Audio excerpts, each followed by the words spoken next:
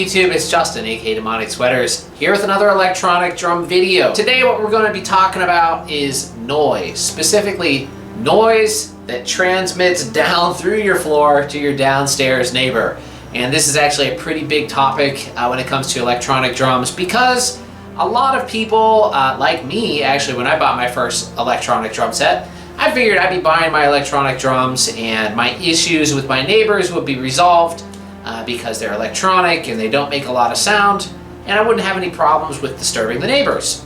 This, however, is not always the case. The main reason being is because electronic drums, aside from the tapping noise from actually playing on them, they actually create quite a bit of vibration. Specifically vibration that goes down through your floor. And if you have a downstairs neighbor like I do in an apartment complex, then they're probably going to get pissed off. Anyway, first off, before we get started, be sure to check out my record label, which is anthillrecordings.bandcamp.com, and pick up something by Demonic Sweaters or Manasota or anything else on there. This is my record label and I don't use Patreon, so this is the best way to support what I do here on this channel. Or you can stream Demonic Sweaters on all of the streaming services and check out the latest album, which is called 333. So anyway, let's go ahead and get started with this video. So the first technique that you can do is build something called a floating riser. Now, I did this way back when I had my Alesis Nitro Mesh, and I made a video about that. So if you want to see that video, I'll post a link down below where you can watch the full thing. But basically what this is you just take two large pieces of plywood or particle board, and you put either half tennis balls or something similar. Like what I used were dryer balls, and they're pretty similar to tennis balls. It was just what was available to me at the time. So you can basically sandwich those between two giant pieces of plywood, and you know, this kind of helps cut down on the vibrations going through the floor. Now the drawbacks of this is, for one, it's kind of a pain in the butt to make because it's pretty huge and it takes quite a bit of work. And if you're in a tiny little apartment like I am in New York City, sometimes you really don't want to be spending that much time, you know, cutting up plywood and, you know, drilling things and making all this ruckus just to put together something that you're probably going to end up throwing away eventually anyways. However, this technique does work pretty well. I think it helped cut down on the noise quite a bit when I had my Alesis Nitro Mesh.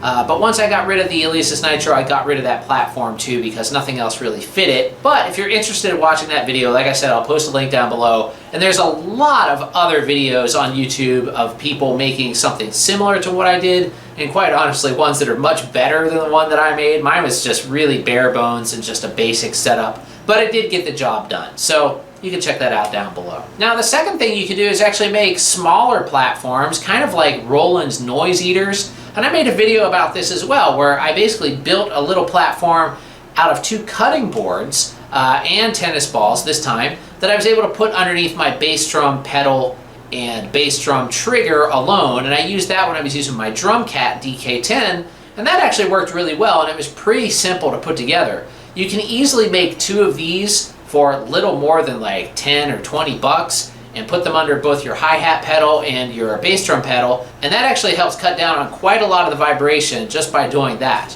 Now this will only work on certain setups. Now I couldn't do something like that on this setup that I have right now, because this is a much larger set. It's like an acoustic drum set that's been converted to electronic, and I do have some noise reduction materials on here, and I'm going to go over what I have on here last in the video. But if you have a smaller setup, like a smaller kick drum tower or a kick drum pad that the single platform will fit under, then maybe this is a good option for you.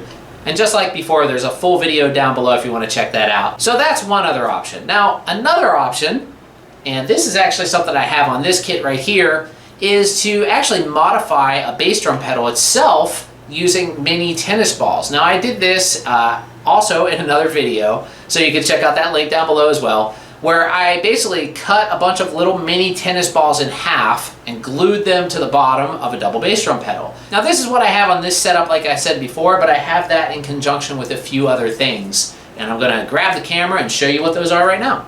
So here we go. All right, so here we are behind my drum kit, and if I lift this up, see if I can get this. Now you can see that I have all these little mini tennis balls basically hot glued to the bottom of this bass drum pedal. And the same goes for this one over here. So these actually just sit on the ground, you know, how you would do normally from a bass drum pedal. and that helps absorb quite a bit of the shock from the bass drum. So that actually is really helpful. Now the other thing that I have here on this set are these things. Now this is under the hi-hat foot, and what this is these little, they're basically cork and rubber. Let me get to the side view here. These are designed to absorb shock from industrial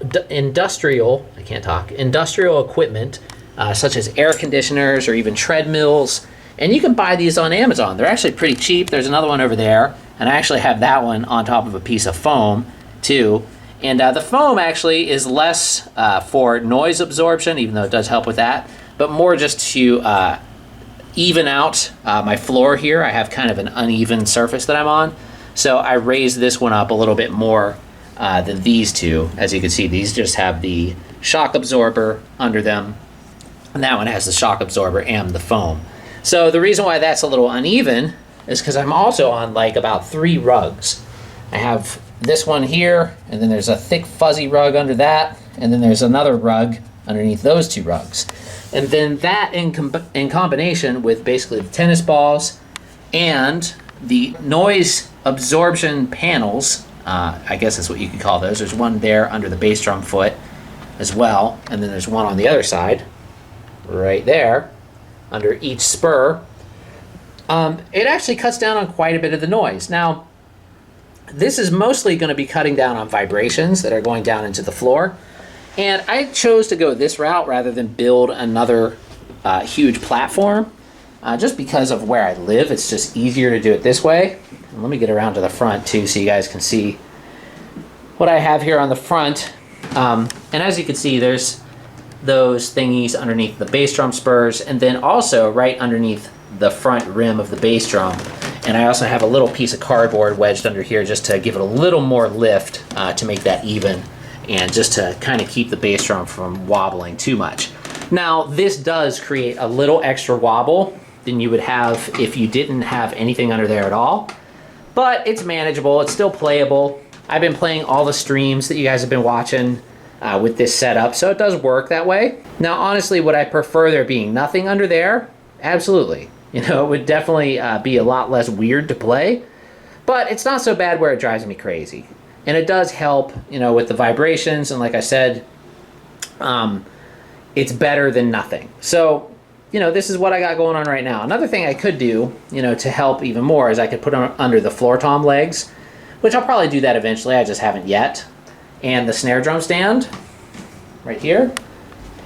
But I don't know if I'm going to do that or not. I mean, maybe I could.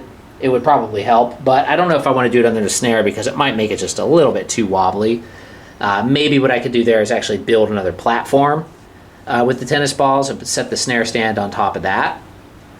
But there's a lot of things you can do. These are just little ideas, you know, where you can kind of, you know, use all the different ideas that you see here and kind of come up with your own system. Now, it doesn't cut down on 100% of the vibration. That's pretty much impossible. I've tried pretty much everything, and you're always going to hear it. That's pretty much what it's going to be. Unless you have like really, really thick floors. I have wooden floors here, so this is just the worst possible thing I could have. And my downstairs neighbor kind of hates me, but I have worked out something, you know, where we have a schedule that I play on, so I don't play outside of that schedule. And, you know, it's not as bad as it was when I had nothing, so I could still play. All right, so that's my setup at the moment.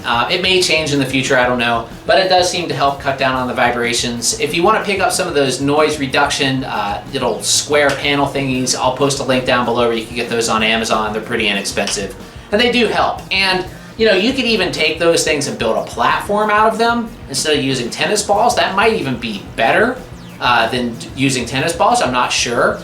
Maybe, I've never tried it, but it could end up being a better solution. Or maybe you could use both. Maybe you could use tennis balls and those, or, you know, whatever. But there's a lot of videos on YouTube kind of giving similar ideas. So I say check out this video, check out those other videos, experiment a little bit, see what you can come up with that might work for you, and hopefully this video helped you in some way. And if it did, don't forget to click the like button, comment down below, and subscribe. Anyway, I'll see you guys really soon. Have a great day.